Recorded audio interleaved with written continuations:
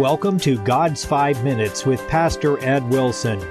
Reach him at gods5minutes@gmail.com. Now, here's Ed Wilson with God's 5 Minutes. Hello, friends. The sign looked like the sort of thing a teenage boy might hang on his bedroom wall. It was white with large black letters measuring about 12 inches high, 8 inches wide. It read, "Water for your dog or short people with low standards. We don't judge," and didn't say anything sensible. What it did do was provoke a smile and reflect a sort of live, let live attitude that reminded people to mind their own business without disrespecting others who choose to disregard reasonable health practices, dignity, even common sense. And it has a bearing on the way some people look at Christianity with its native mission of bringing morality and wisdom to the people on this planet. Oh, but someone will say, what of Christ's own message, that famous quotation he gave us as part of his Sermon on the Mount? Matthew recorded it this way in Matthew 7:1, "Judge not, that ye be not judged, for with what judgment ye judge, ye shall be judged, and with what measure ye mete, it shall be measured to you again." The judging Jesus spoke of here, as he clarified in the next verses, amounts to seeing the speck of dust in your brother's eye, while entirely missing the rather large obstruction clouding your own.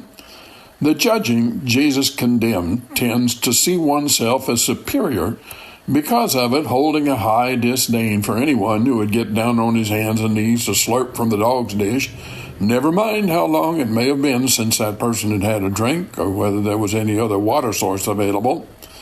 That kind of judgment is one-sided and likes to notice other people's faults more than their virtues. It is an ever-present temptation to allow such flawed judgment, which is blind to beauties and goodness, but ready to take offense at someone unwittingly misusing a pronoun or voting the wrong way, to find its noxious path into our political discourse, our literature, even our social life. It is, of course, pure poison. No healthy spiritual relationships, whether with God or man, can be built on judging people by their race, gender, ethnicity, or shortcomings. Jesus told us plainly what sort of human folly brings retaliation. With what measure ye mete, it shall be measured to again. So it is wise as we go through life to view the world about us with a compassionate and understanding eye. And yet this coin has two sides, and Jesus' Sermon on the Mount does not preclude us from seeing them both. Having eyesight keen enough to see into character is a benefit to everyone who has it. Who would hire a babysitter you knew just got out of prison? Or who would trust someone to be your cook if you knew she made a practice of drinking from the dog dish? Failing to make assessments of the character of those we trust with our life's valuables makes simpletons, not saints.